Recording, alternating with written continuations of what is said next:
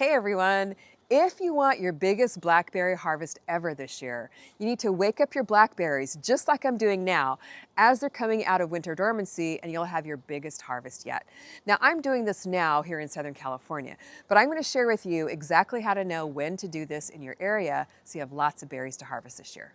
Now what you do need to know about blackberries is they're perennials, which means they do come back year after year. They go dormant in the wintertime. We usually prune them back in the fall or early winter. Then as the soil and the weather warm up in the spring, they start to wake up and spring back into life. So we're going to give them a little bit of help here with a wake-up call. So when to do this in your area is after your last frost date. That's when they're going to start warming up and coming to life again. You also want to do it as your soil warms up in the spring. Now, I like the soil to be about 50 degrees. And you might be saying, Kim, how in the world are you going to know the temperature of your soil? I just use my compost thermometer, stick it in the soil here. I know our days have been like in the 70s, 60s, and 70s, so my soil is probably fairly warm. It's actually around between 50 and 60 degrees, which is the perfect temperature to start waking up your blackberries. You don't want to do this when your soil is frozen, solid, or when the air temperatures are too cold, because your blackberries are still in dormancy. And you want to wait until the soil temperature warms up, because that's the ideal time that blackberries are going to start growing and need that little extra boost of nutrients.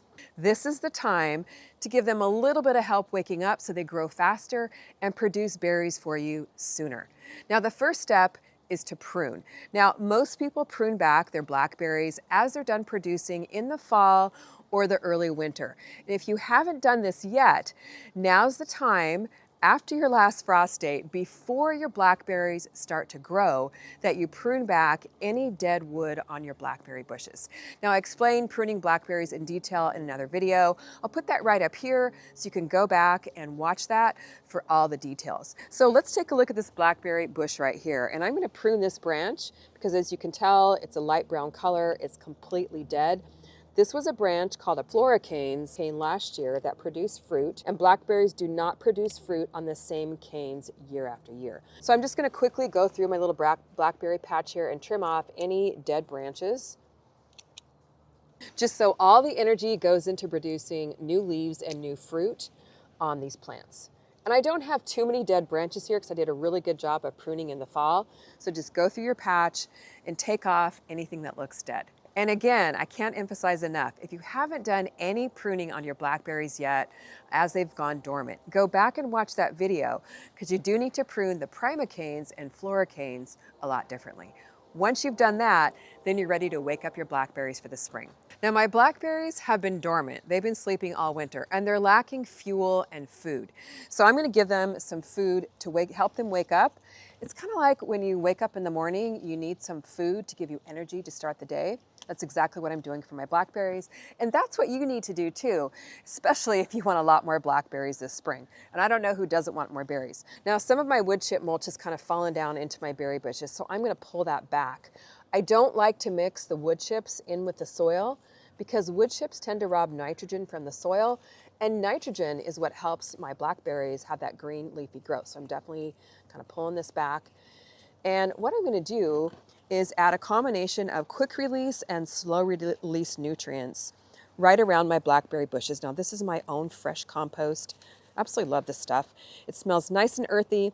And you can tell it still has little bits of like eggshells and sticks and stuff like that, but that's perfectly okay. Just mix it in. It'll continue to break down over the spring. Just kind of scratch it into the soil here. And if you have a big garden bed full of blackberries and you have enough compost, you can add a couple of inches of compost all over your garden bed and then just kind of work it into your plants. But I do have a limited supply, so I'm just adding it in handfuls right around the blackberry plants, because that's where they need it the most. I kind of added it around the root zone here. Then as I water it, it will sink down and give the blackberries a nice, good burst of growth. In addition to the compost, which really helps with soil aeration and does have some of the nutrients that my blackberries need, I'm also adding a good organic fertilizer. Now, it's very important that I also add an organic granular fertilizer, because it has a higher level of the nutrients that my berries need. So here we have Bumper Crop Tomato and Vegetable Fertilizer, a good organic brand. Now, don't worry that it says tomato and vegetable. It's perfectly okay to use on fruits. The number that you want to look at is the numbers here at the bottom of the package, this 463. The 4 is the nitrogen, so that's going to give my plant good, strong leaves. The 6 is the phosphorus, which will help my berries produce more flowers and produce more berries. That number is really important. The 3 is the potassium, which helps with overall health of the plant. Now you can find bumper crop at your local independent Master Nursery Garden Center. Just look on masternursery.com and look for an independent garden center near you. This is their exclusive brand, and I'm really loving the results I'm seeing from it. So you don't need too much per plant. I'm going to put just about 2 to 3 tablespoons around the base of my plant, not directly right up against the base. And then I'm going to just mix it in here with the compost.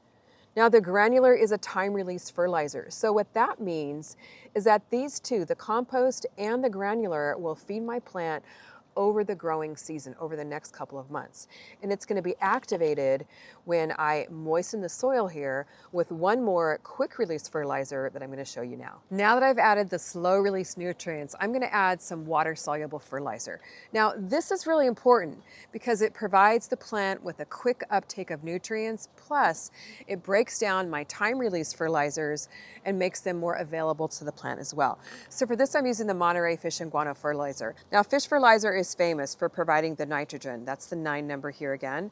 Provides green leafy growth, but this one is really special because it combines fish and bat and seabird guano, fancy way to say bat and seabird poop, in the 6 and the 2 number, which again provides the phosphorus for the flowering and the fruiting and the overall soil health of the plant. Now this is in concentrated form, so I'm going to add it to water in my watering can. A couple of capfuls here, just follow the directions on the back of the package. And I'm going to water it in a couple of different ways. First of all, I'm giving it a really nice soil drench. I'm going to water and let it soak in. And the reason why I'm doing this is because not only does it help break down the time release fertilizers, the granular and the compost, but it feeds the roots of the plant, which is super important. And it also helps activate the microbes, which are going to break down the nutrients further and really make them available to the plant. So water, let it soak in so it gets a nice deep watering, and continue doing this until the roots are good and drenched. But I'm not just stopping with a soil drench. I'm also going to give it what's called a foliar feeding. And this is just simply when you're watering the leaves. Now what this does is the leaves actually are a really quick way for the plant to take up the nutrients. So we'll give it a really quick nutrient boost along with fixing any deficiencies that might be in the leaves or in the plant. And by doing both the foliar feeding and the soil drench, I'm covering all of my bases, keeping my blackberry plants healthy from the roots up and really helping them wake up quickly for the spring. Last step, what I'm doing today to help wake up my blackberries is mulch. I love mulching, and it's especially important in the early spring because you want these roots to stay nice and warm as they're starting to warm up. So what I'm doing is applying a couple of inches of shredded leaves around the base of the plant. So not only will it help keep the roots warm as it wakes up, but it's also going to help with all the moisture retention, all that good water and organic fertilizer we just pour down. We don't want it drying out too much. So the mulch will help protect it from drying out, protect the roots, and also help suppress any weeds that might be growing. So it really goes a long way to helping wake up your blackberries. You can wake up any of your dormant berry bushes this way, your blackberries, raspberries, blueberries. I'll be doing it to my fig tree as well, which is dormant for the wintertime right now, as well as your strawberries, and it really will make a huge difference in how many berries that you have this spring. Now, if you don't have a blackberry patch yet, a good time to plant one is after your last frost date, when the soil temperature warms up to about 50 degrees. I love to support the local independent garden centers, so head over there, grab some bare root plants. It's a really inexpensive way to set up a berry patch and get them planted. I'll put links for everything I used in the video description, and I'm going to go through here and wake up the rest of my blackberry plants. Did you find this video helpful? I'll be reading the comments. Thanks for watching. See you next time in the garden.